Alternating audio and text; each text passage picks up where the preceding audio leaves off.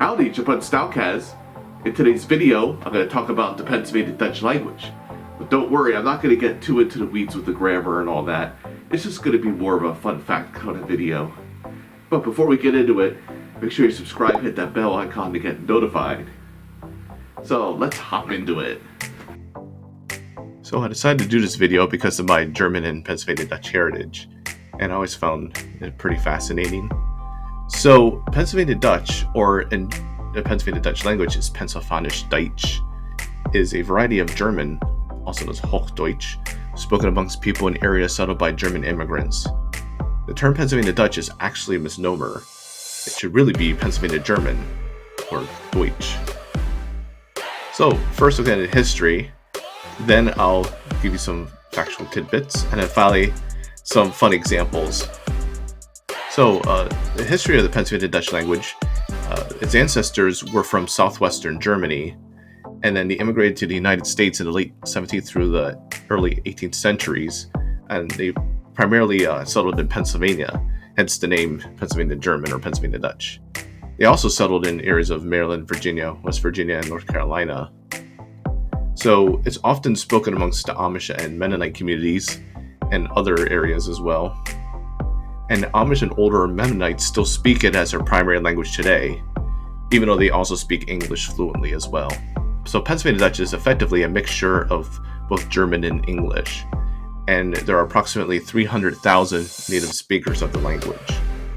So now this is my favorite part, the fun tidbits and examples. So these aren't actual Pennsylvania Dutch words, but growing up in the Pennsylvania Dutch area, like a lot of the terms have been used, even among English speakers.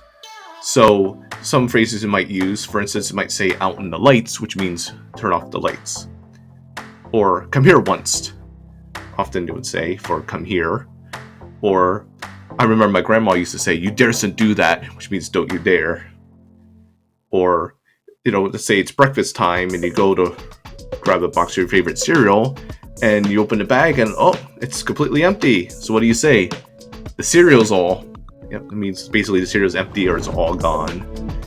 And so if you're out of cereal, I guess you'll have to just grab some few eggs and fry them up. We would call that dippy eggs.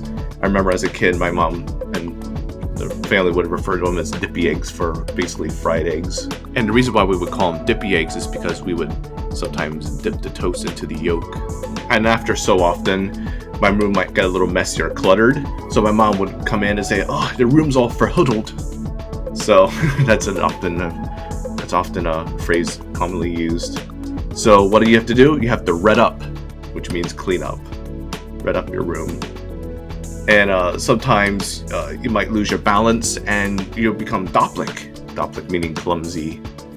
And pretty much the only phrase I might use today, or specifically the word, is rutsching. Like for instance, as a young kid, you're in a movie theater or in school and you just can't get comfortable, so you squirm and fidget in your chair, and the teacher or your relative might say, quit rutsching around, meaning sit still or stop squirming, stop fidgeting. Yeah, quit rutsching around.